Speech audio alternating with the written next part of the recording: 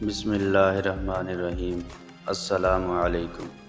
حضرت آدم علیہ السلام اور حضرت موسیٰ علیہ السلام میں مباحثہ۔ حضرت ابو ہریرہ رضی اللہ تعالی عنہ سے روایت ہے، رسول اللہ صلی اللہ علیہ وآلہ وسلم نے ارشاد فرمایا، حضرت آدم علیہ السلام اور حضرت موسیٰ علیہ السلام نے اپنے رب کے سامنے مباحثہ کیا، جس میں حضرت آدم علیہ السلام حضرت موسیٰ علیہ السلام پر غالب رہے۔ حضرت موسیٰ علیہ السلام نے کہا، آپ وہی آدم ہیں جنہیں اللہ تعالیٰ نے اپنی دست قدرت سے پیدا کیا، آپ میں اپنی خاص روح پھونکی، آپ کو اپنے فرشتوں سے سجدہ کرایا، اپنی جنت میں رکھا، اس کے باوجود آپ نے اپنی لغزش کے سبب لوگوں کو جنت سے نیچے زمین کی طرف اتار دیا۔ حضرت آدم علیہ السلام نے فرمایا، آپ وہی موسیٰ ہیں جنہیں اللہ تعالیٰ نے اپنی رسالت کے لیے چن لیا اور ہم کلامی کا شرف بخشا، آپ کو تورات کی تختیاں عطا کی جن میں ہر چیز کا کھلا بیان ہے، اور اپنا راز کہنے کے لیے مقرب بنایا۔ بتائیں، آپ کی معلومات کے مطابق اللہ تعالیٰ نے میری تخلیق سے کتنا عرصہ پہلے تورات لکھ دی تھی؟ کہا، 40 سال پہلے۔ حضرت آدم علیہ السلام نے فرمایا، کیا آپ نے تورات میں پڑھا ہے کہ آدم علیہ السلام نے اپنے رب کی فرما برداری سے لغزش کی تو کامیاب نہ ہوئے؟ کہا، ہاں۔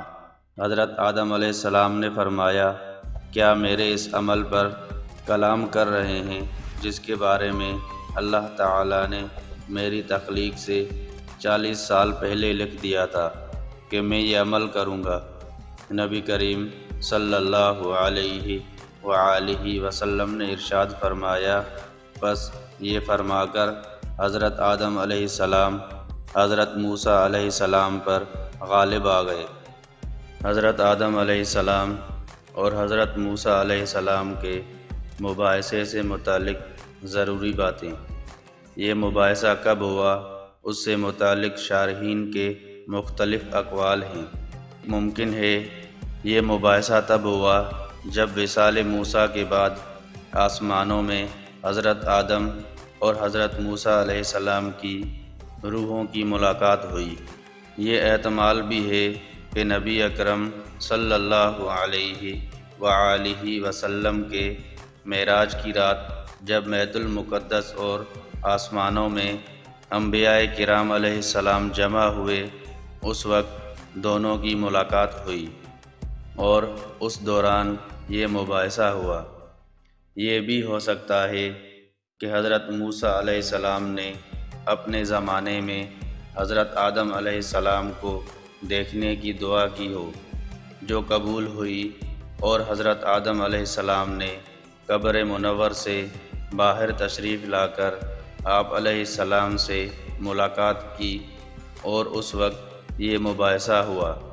حضرت موسیٰ علیہ السلام کی یہ گفتگو نہ تو گستاخی کی نیت سے تھی اور نہ ہی اس انداز پر، بلکہ علم کا افادہ و استفادہ تھا۔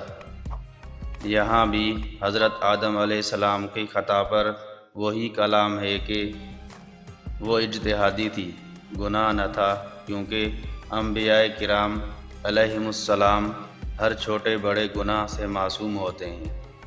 حضرت موسیٰ علیہ السلام کی نظر ظاہری واقع ہونے والے واقعے پر تھی، جبکہ حضرت آدم علیہ السلام کا جواب حقیقت پر مبنی تھا۔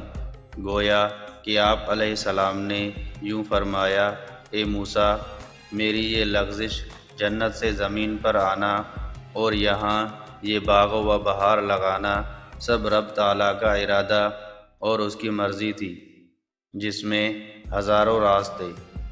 حضرت آدم علیہ السلام ممنوعہ درخت سے بھول کر کھانے کے بعد اس پر اظہار ندامت اور توبہ استغفار ہی کرتے رہے، اور وہ توبہ قبول بھی ہوئی۔ اور شرعی حکم یہ ہے کہ کسی شخص کو توبہ کے بعد ملامت نہیں کی جا سکتی، بلکہ اب دوسرے فوائد کے پہلو پر نظر رکھنی چاہیے۔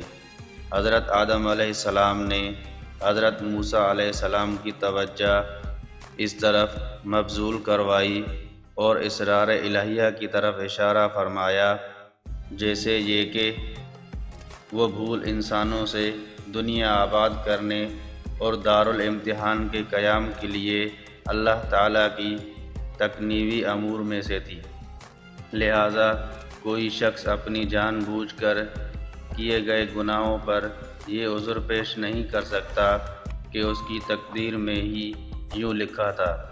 دنیا میں ہر شخص حکم الہی کا پابند ہے اور اسے راہ اطاعت اختیار کرنی ہے، ورنہ گناہ کے ارتکاب پر گناہ گار بھی ہوگا اور سزا کا مستحق بھی۔